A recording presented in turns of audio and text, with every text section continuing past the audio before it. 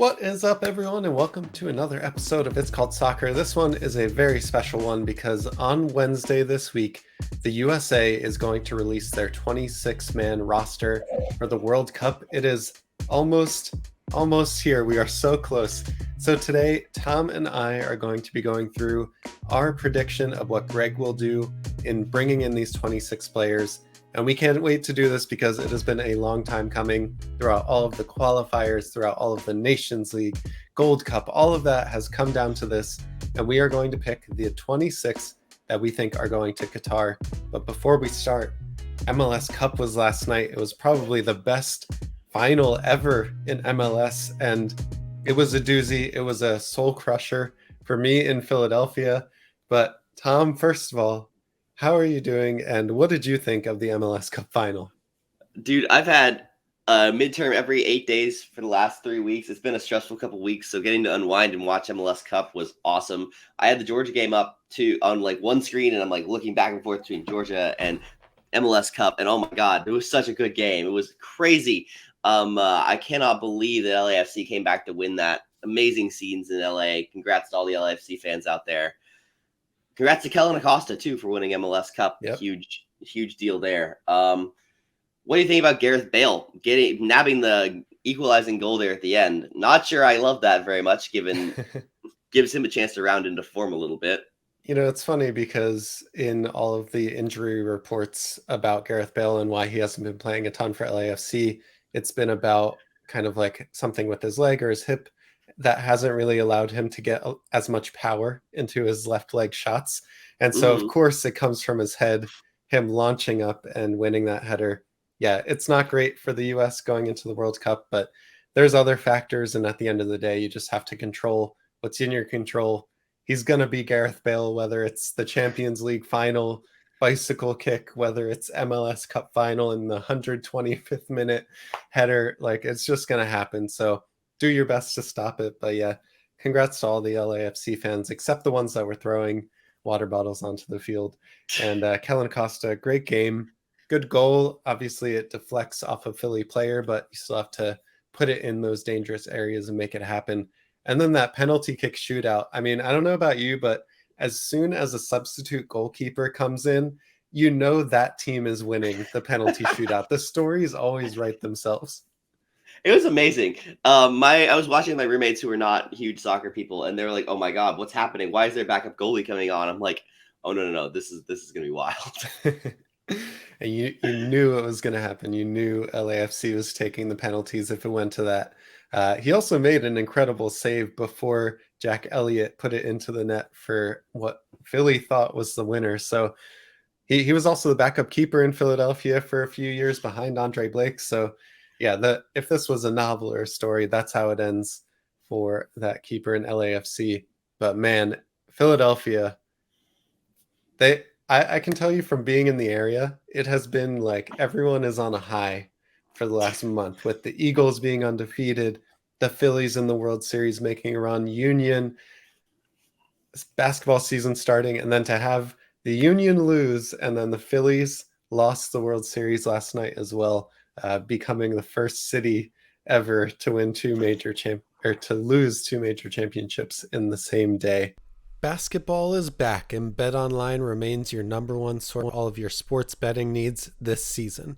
You'll always find the latest odds, team matchup info, player news, and game trends at BetOnline. And as your continued source for all sports wagering information, BetOnline features live betting, free contests, and giveaways all season long. Always the fastest and easiest way to bet on all of your favorite sports and events, whether that's NFL, NBA, NHL, MMA, tennis, boxing, golf, and obviously the best sport in the world, soccer. Head to betonline.ag to join and receive your 50% welcome bonus with your first deposit. Make sure to use the promo code BELIEVE, that's BLEAV, to receive your rewards. BetOnline, where the game starts. Please gamble responsibly. We're going to set some ground rules, Tom. So we are going to pick 26 players. This is the first time in the World Cup where we will be able to bring 26 instead of 23. So when you think about normal roster building, there is going to be kind of 3 bonus players that we can bring along. What we are doing right now is choosing what we think Greg will do, not necessarily Cool. what we would do. And at the end, we'll also share our final community roster poll from the It's Called Soccer Discord. So that's going to be fun to compare and contrast that as well with what we think Greg is going to do. And Greg has also stated that he will take all injury cases case by case. So whether it's someone like Chris Richards or someone like, I don't know, Matt Turner or Serginho Dest, players that have maybe been slightly injured but are coming back now, or we don't necessarily know what's happening in the background. Someone like Chris Richards, he's kind of been close to coming back or close to practicing for a while. Greg has said he'll take those on a case by case basis. So, Tom, we're going to do our best to make assumptions in this by all the news and information that we have, but Greg probably knows a little bit more than we do in terms of those injuries. But yeah, let's get started. Let's start picking some goalkeepers. And we're using the transfer market tools. So it is going to allow us to pick 26 players. And at the end, it'll give us the full roster. I think number one, I'm going to give you this one. This is probably an easy one for both of us. But who's your number one going into Qatar? It's got to be Matt Turner. Arsenal keeper has played so well for the U.S. lately. I don't think you can have anyone else but him be the number one right now. Yep, absolutely. And I'm going to make a bold statement right now, and you can agree or disagree. As if you're watching this on YouTube, I want you to let me know in the comments. But I'm going to say that Sean Johnson is on this World Cup roster, not only because of his performances in the US friendlies in the summer, but he has also now had a week in the MLS Cup, in the MLS camp with Greg. And with Ethan Horvath and Zach Steffen both being good, but not completely playing themselves into the team, I think Sean Johnson's going to be on this team. But before I click on his face and put him in this roster, Tom, do you agree with that? I actually do. So I went back and looked at every single roster that was created by Greg and invited by Greg from his hiring up until the end of the 2022-21 Gold Cup. And Sean Johnson shows up in almost every single camp. Sean Johnson has always been a leader for Greg. He almost never gets minutes, but he almost always is invited in camp to be a stable presence, a veteran leader in the goalkeeper room. So I think that you're going to see him in that third goalie Nick Romando type role where he comes and is the old guy in the room. Yeah. And to be honest, unless we bring someone like Tim Ream, there's nobody else over 30 years old that's going to be on this roster except for Sean Johnson. So I do agree. If we're looking at this holistically and kind of the balance between veterans and youth, I think Sean Johnson's there. So then we go to kind of two, maybe three players that could fill in that last goalkeeper spot. Zach Steffen, Ethan Horvath, and the new Chelsea man, Gaga Slanina. It's pretty fair to say, like, Gaga's probably not going to make this, right? It's between Zach Yeah. Steffen and Ethan Horvath. Yeah, I think that Slanine is just a little young. I think there are other options we want to bring. If we're not going to bring Johnson in the third slot, maybe bring Slanina there just to get the World Cup experience. But I think it comes down to Stefan or Horvath. And who do you think's going to be there? We can talk about what we're going to do later, but I think Greg Berhalter really likes Zach Steffen. He likes what Steffen brings to the table, and he's going to bring Zach Steffen. I completely agree with that. Zach Steffen has been Greg's guy, not just in Columbus, but he was also a player that is on the leadership council. I think all things considered and all things being equal, you're going to bring that guy over Ethan Horvath, who does seem to be a locker room favorite with the players. But at the same time, I feel like Zach Steffen is going to hold that a little slight edge over Ethan Horvath. I'm personally thinking we bring only three keepers, even with the additional three players allowed on the rosters. Are you okay to keep going, or do you think we bring four keepers? Oh, 100%, just three keepers. I think that you add one defender, you add one midfielder, and you add one attacker to your original 23. All right, let's do that then. So our goalkeepers then are Matt Turner, Zach Steffen, and Sean Johnson. On to the defenders. All right, let's start with fullbacks first. I think we both have the same starters at right and left back, and that would be Serginho Dest and Anthony Robinson. Are you in agreement with that, Tom? Oh yeah, and I expect them to play the very much the lion's share of the minutes. If Jedi doesn't go 270, I'd be pretty shocked. Yeah, absolutely. He was our Iron Man in World Cup qualifying, continually playing 270 minutes in those 3 game batches. So I'm going to put the pressure on you then. If Anthony Robinson and Serginho Dest are going to be the starters for the majority of the minutes for the US men's national team at fullback, who are going to be their backups? I we're gonna have to have a very long talk about backup left back here, but I think that you're gonna have to throw DeAndre Yedlin out as the first guy on the plane as a backup fullback. He is the only player we're going to choose for this roster who has been to a World Cup, played at a World Cup before. He's got the most caps of anyone in the U.S. pool right now. I think you bring him just for his leadership, if nothing else. I know there are better fullback options, even in MLS, even for me in MLS, but what he brings from a locker room standpoint and a leadership standpoint just can't be replaced in the pool. Yeah, absolutely. All right, if I'm looking at left back, then Sam Vines has now just picked up a long-term injury and is not available for selection at the World Cup. My personal pick, and probably what I think Greg is going to do, is Joe Scally, but that is so up in the air. I feel like it is a coin flip. Also, just have to mention that someone like Shaq Moore is at MLS camp as well, getting time But with is he? Greg and getting time with presumably who some of our backline will be between Walker Zimmerman and Aaron Long. Shaq Yeah, Moore, I feel like, has a sneaky path into this World Cup roster. I think he does have a sneaky path, but I don't think that he's necessarily a backup left back, is he? I don't think No, that. he plays I on the don't. right. Yeah, yeah. I mean, the only two backup left backs I see on the screen right now are Jonathan Gomez and George Bello. George Bello being on track for relegation from the 2 Bundesliga after scoring the goal that relegated Bielefeld from the 1 Bundesliga last year. Gomez has not played more than a few hundred professional minutes outside the USL Championship, and while he probably has the highest ceiling of any of the left backs in the pool right now, is probably not ready to just be thrown into a World Cup like that. So I don't really feel comfortable with either of them. Sergio Dest might play some minutes at switchback. So do you bring a third right back? I think that's what Greg would do, honestly. Mm-hmm. And Yeah. we've seen that before in basically our last 2 windows. The roster Mm-hmm. has been built with 3 right backs and Serginho Dest. Mm-hmm. So if someone plays on the right, if someone like Joe Scally plays right back, Greg would prefer to have Serginho Dest be the backup left back to play there. Mm-hmm. So then who are you bringing? Who's your third? I feel like at this Who's Greg point, Joe bringing? Scally. What did you say? Who's Greg bringing? I feel like Joe Scally. He has played his way into this team through his performances in the Bundesliga.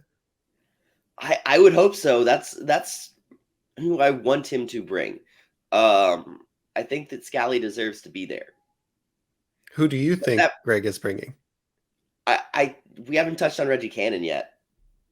I mean, Reggie Cannon to me is also a right back or a right center back. I was gonna say, is he a right back at this point, or is he a center back? I think Reggie Cannon kind of has like this X factor for Greg at least because he can play Mm-hmm. he can allow us to play a 3 in the back system while Mm-hmm. defending with 4. So Mm-hmm. Reggie Cannon kind of gives us one additional formation and one additional way to play. I think that Mm-hmm. does give him a leg up. And if we're talking about maybe bringing one extra defender, to me it might be Reggie Cannon. I think it makes sense for that 26th, that what, for fullbacks, for that ninth defender to be Reggie Cannon. It means we're Yeah. bringing 4 right backs on a 26-man roster, but Who are we, England? apparently at this point, I think we've done this before in camp where we've just called in a million fullbacks and just let them play a bunch of positions. So Yeah. potentially we could be doing that. I don't know. I don't know what Greg's gonna do in that position. Should we pick the center backs first, then decide at the end as to whether or not we're gonna come back to Reggie Cannon? Yeah, agreed. All right. So our fullbacks right now are Serginho Dest, Jedi Robinson, Joe Scally, and DeAndre Edlin. Center backs now. I'm just going to put this out there. I think Walker Zimmerman and Aaron Long are both on this roster. No doubts about it. For Greg Berhalter, Yes, yes, I for think Greg that Berhalter. Yes, I'm sorry. going to very much be clear about that. For Greg Berhalter, I think you're right. I think that Walker Zimmerman and Aaron Long will be there on this roster. All right, so Chris Richards has an injury that he's now coming back from. Cameron Carter-Vickers was slightly injured, but looks to be back in the lineup. Mark McKenzie has performed well. Austin Trusty has been one of the best center backs in the English Championship. EPB captained his team Trois in League 1.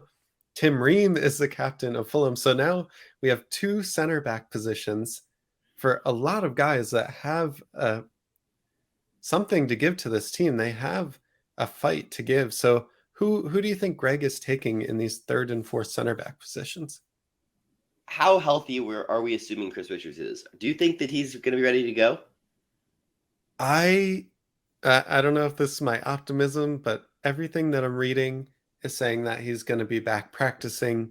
He won't be back into full health. He won't be 90 minutes fit. But if I'm looking across the landscape at the center backs that I have at my disposal and Chris Richards is available, he's going to be on the roster, but that's me as a coach. Now, this is where it gets difficult because Greg is probably having direct conversations with Crystal Palace about where Chris Richards is, and we don't necessarily know that. So Mm-hmm. I feel like if Chris Richards is even, 45 minutes fit, 60 minutes fit, I'm bringing him to the World Cup and hoping that we go a little bit further and getting him back into the team.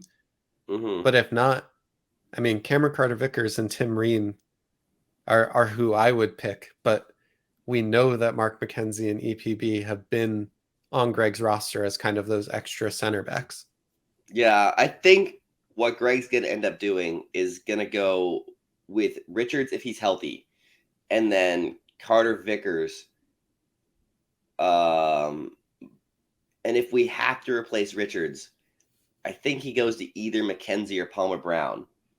Which one of those he goes to is a complete toss-up for me, though. Yeah. Do you think, like, for me, Tim Ream has continued to put in performance after performance for Fulham, including a monster performance, almost a draw against Man City yesterday. Mm-hmm. I just feel like there's too much objective data for Greg to not bring him in. Do you I still don't think see. he's on the outside looking in? I don't know. He did name drop him very recently in an interview as a case by case player. Um, I just don't understand how you could leave him off, especially because he's not a young kid who's just breaking in. This is a guy who has been in the U.S. men's national team setup for 11 years. This is a veteran of the team at this point. I don't see why you don't bring him just for the leadership presence, for the extra assistant coach it gives you, as well as getting minutes from a Premier League center back. Like, Yeah, where's the downside in bringing him? I do think we're going to bring five center backs, and I feel Mhm. like Tim Ream is going to be one of them. And for some of the same reasons that we see Sean Johnson on this roster, there's almost no veteran leadership. And when we say veterans, we're talking about older players at this point, not necessarily players that have that World Cup experience, because DeAndre Edlin is going to be the only one on this roster that has it. We're definitely not, or Greg is definitely not bringing John Brooks. So I feel like Tim Ream is on this roster. I just Yeah, have this I think. feeling, Tom. Yeah, I wanna believe that Tim Ream is on this roster because I just don't understand how you could not have him there. Yep. I will also say Tim Ream at times this season, when Jedi has been injured, has played left back. So he could be your backup left back Oh to God, Anthony Robinson. you just made a lot of U.S. men's national teams fans very unhappy. I don't care. I don't care anymore. It's the World Cup. I'm happy. Nobody can bring me down. So, Tom, are you bringing? So we have four fullbacks and five center backs. Do you want to bring another fullback, or do you want to look into the midfielder strikers and maybe get into the extra positions I later? I want to go ahead and go forward. I think that if we're going to I don't think we're bringing more than 9 defenders. I think if we're bringing Tim Ream, we're leaving Reggie Cannon at home. All right. Oh man, that's difficult because I feel like Reggie Cannon versus Tim Ream in Greg's mind. Reggie Cannon might have a little bit of an edge there. Yeah, I think so. It's very frustrating. All But right. yeah, I think so. So I made an executive decision, but now I might backtrack it. Do you, in Greg's roster, Is Tim Ream there or is Reggie Cannon there? I think it's Reggie Cannon if we're gonna give that spot to one of those two. All right. Sorry, Tim Ream. I apologize for Greg in advance. All right, so now we're into wingers, midfielders, and attackers. Maybe we just start with the players who are definitely going to be there. Then Hmm. we'll take into account how many players we have left to pick. So our midfield trio is going to be Tyler Adams, Yunus Musa, and Weston McKennie. I don't think there's any doubts about that in what Greg is planning to do and what he uses in his 4-3-3. I also feel like Christian Pulisic, Gio Reyna, and can I put Brendan Aronson as a lock? Yes, He's too one good to hundred leave. percent. Yeah. There's no way he's being left off the plane. Okay, so that's our midfielders and some of our wingers. What about Timothy Weah? Is he there? But Timothy Weah is for sure there as well. He has performed too well for the U.S. not to be on this roster. All right, so after that, let's maybe talk a little bit about backups. Let's Hmm. start at the midfield, right? So Kellen Acosta is going to be Tyler Adams' backup at the 6. Is that good with you? Yeah. Yep. Okay. That's what he's gonna do.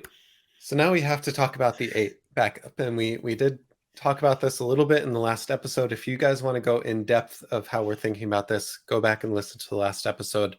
But essentially, where we're at is Yunus Musa and Weston McKennie are our starting 8s.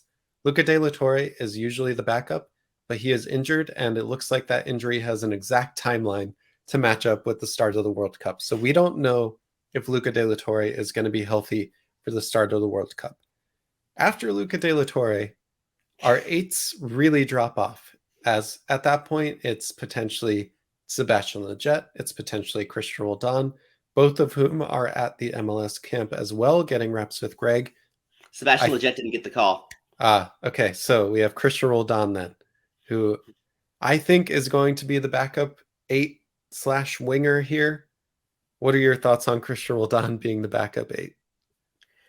I mean, there have been a couple very great deep dives into Christian Roldan's performance off the ball that have been done by members of our Discord that are great. Even with that said, though, I don't feel a whole lot of comfort in watching Christian Roldan get significant minutes at the World Cup. Well, you might not, but what does Greg think? I don't know.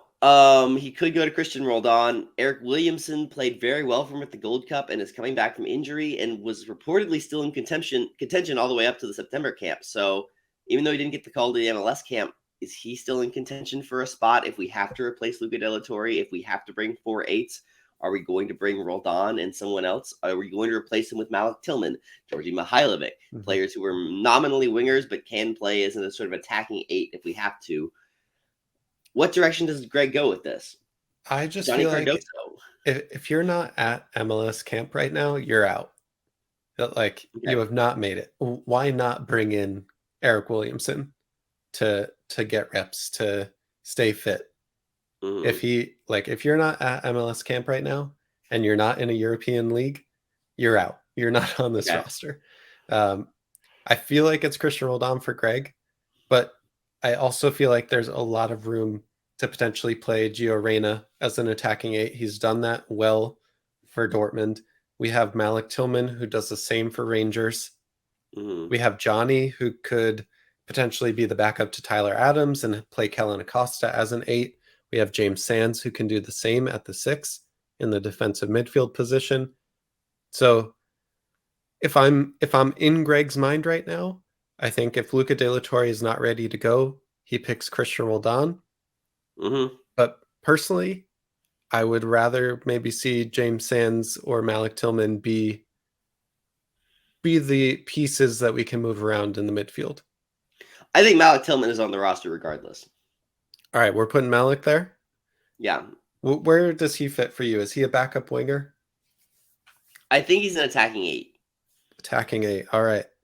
I think so. This has been a very contentious point in the community roster poll. If you look through the results, and I've done a lot of breaking them down, there are always 3 players who no one has any idea what to do with, and they are Gio Reyna, Brendan Aronson, and Malik Tillman. Yep. Basically, everyone has them on the roster, but no one knows whether they're a wing or whether they are a center midfielder. Whereas Gio Reyna got 16 votes in a 32-man roster or 32 vote roster poll for each position.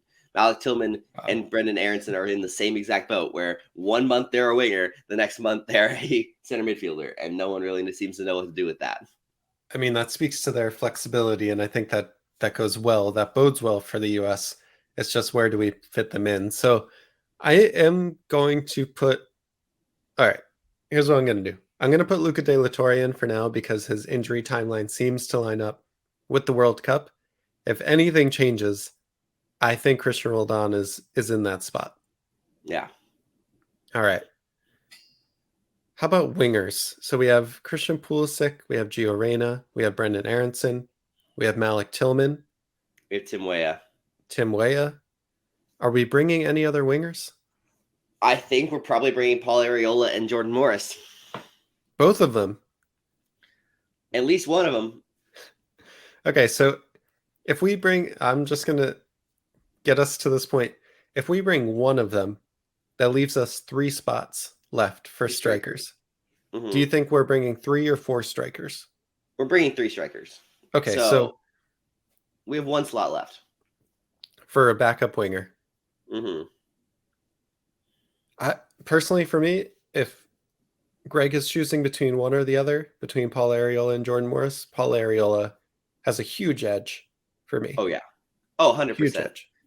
Areola's been great this year in MLS. It's probably his best year ever. Morris and Sounders have not looked good. And despite Morris's heroics in the Nations League this summer, I don't think he's offered as much to the U.S. men's national team setup going forward as Paul Areola has in the last 12 months. Completely agree. Add to the fact that he has chemistry with who I think is going to be the first striker on this list, Jesus Ferreira. That probably gives Paul Areola enough checks to get on this roster. Are you okay with me putting Jesus Ferreira on this roster? I think Jesus Ferreira is going to be on the roster, yeah.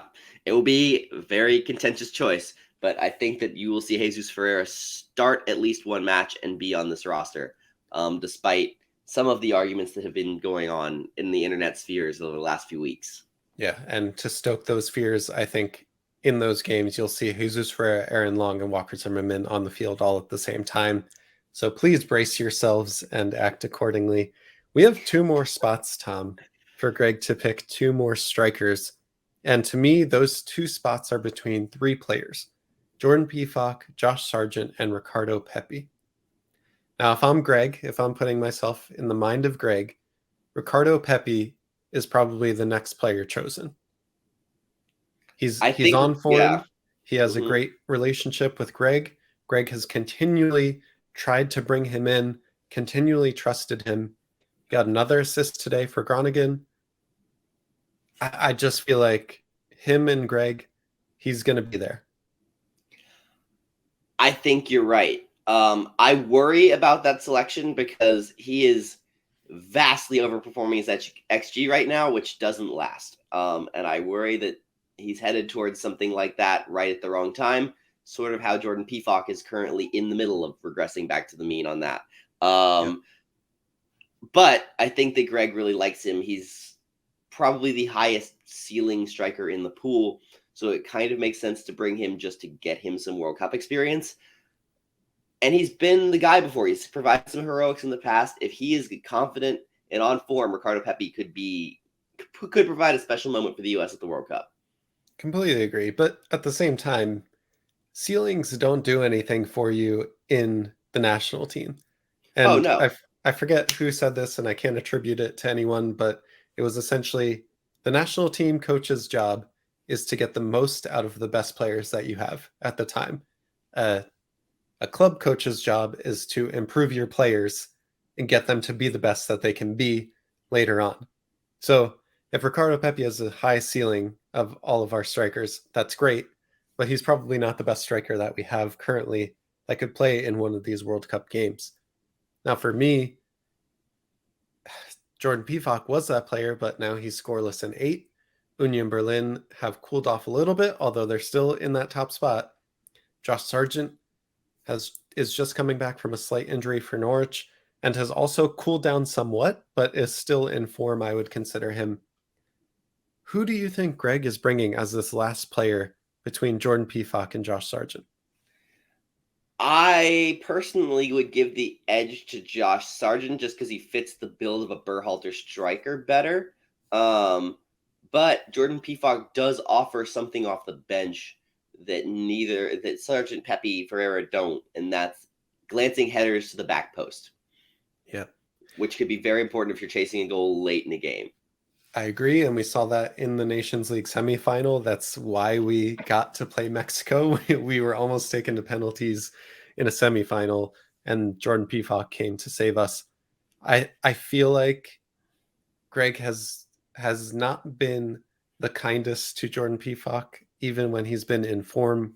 He's had to go above and beyond, or other players have had to be injured or be removed from the roster for Pefok to get there. I feel like Greg is going Josh Sargent. And to be honest, that's perfectly fine with me. I would probably pick Jordan Pefok over Ricardo Pepi personally, Mm-hmm. but that could be debated and contested in the USMNT court all day. So I think that's 26 players. Is there any other player that we need to consider and really digest and argue? I don't think so. I mean, you could make the case for Brandon Vasquez. You could make the case for Haji Wright.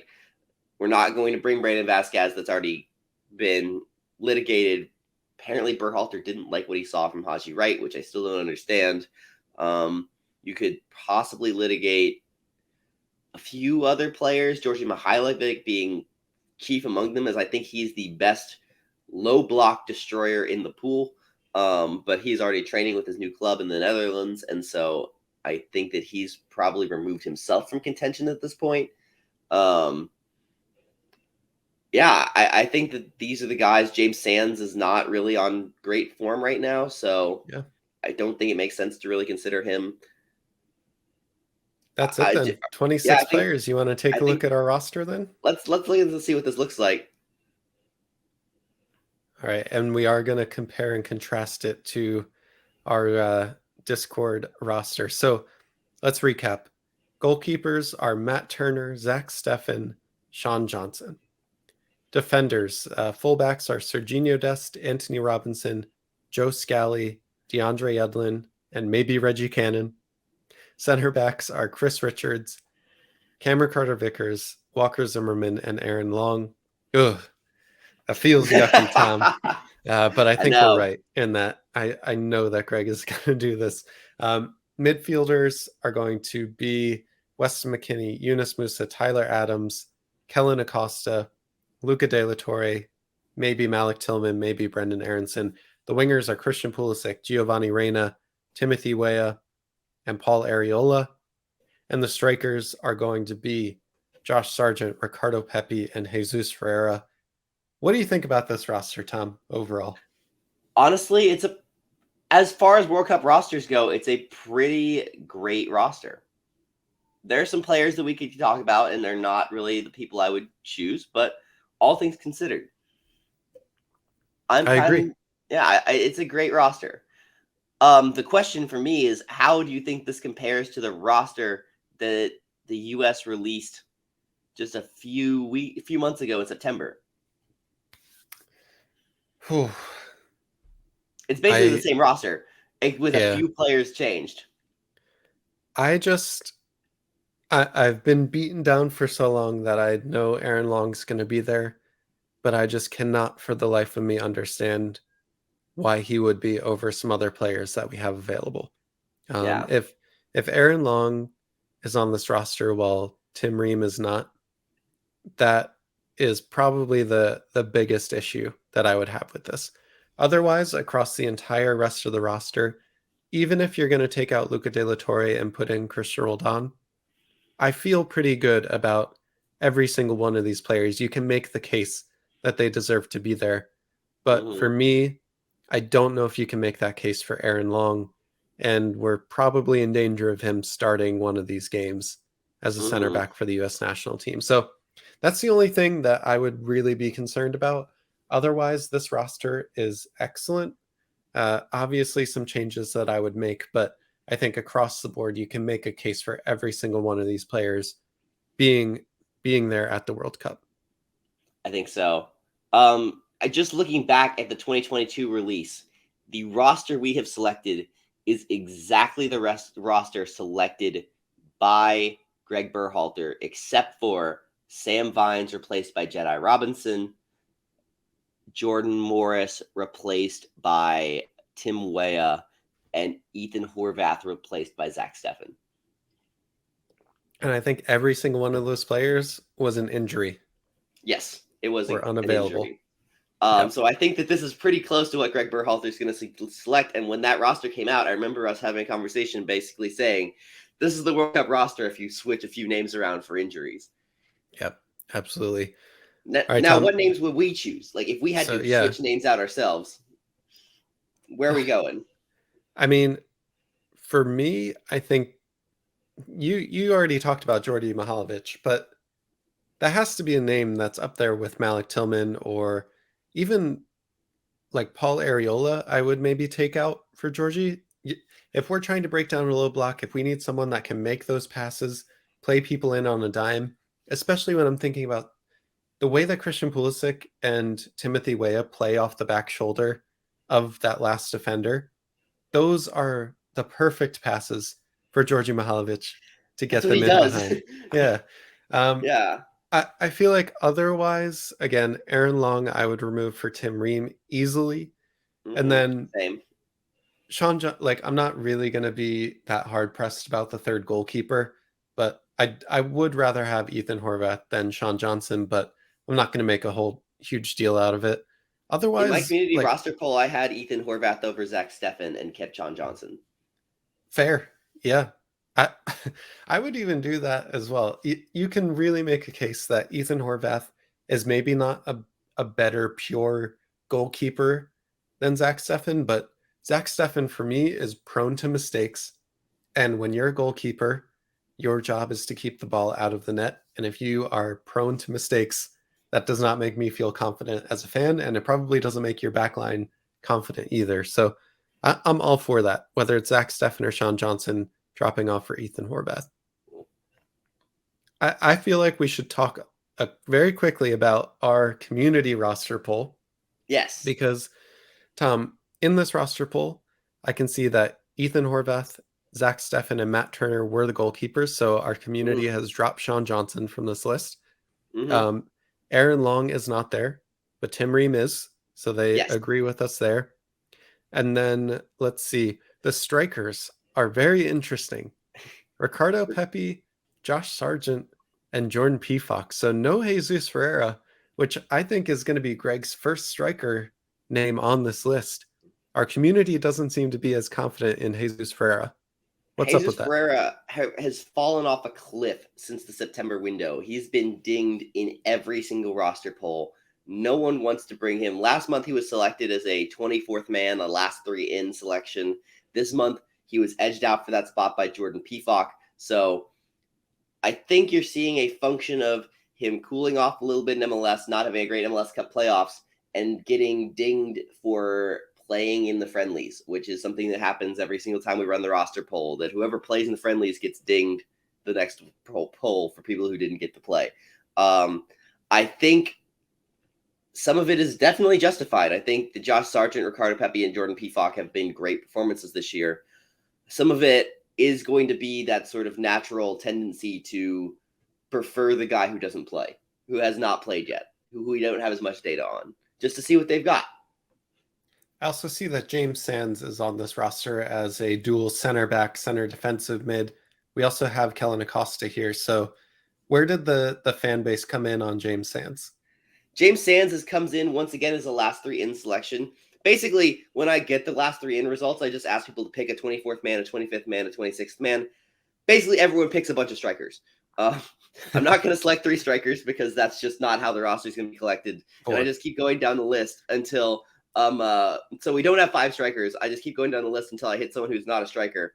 And inevitably, that name is either Reggie Cannon, James Sands, or Georgi Mihailovic.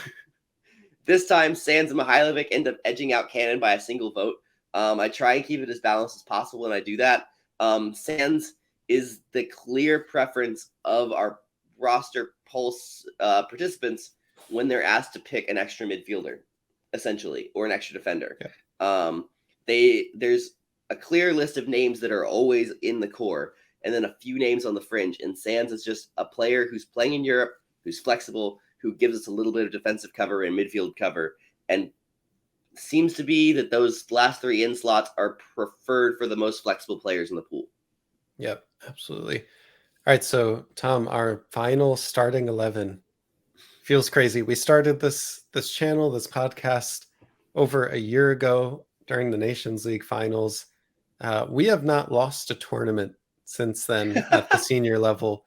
Our starting 11 community pool roster going into this World Cup is Matt Turner in goal, Anthony Robinson at left back, Chris Richards and Walker Zimmerman at center backs, Serginho Dest at right back, Tyler Adams, Weston McKennie, and Yunus Musa as our midfielders, Christian Pulisic, Ricardo Pepi, and Timothy Weah across the front line. That is our community roster poll. I'm feeling pretty good about that going into the World Cup if everything works out and we are playing at our best. How do you feel about this roster?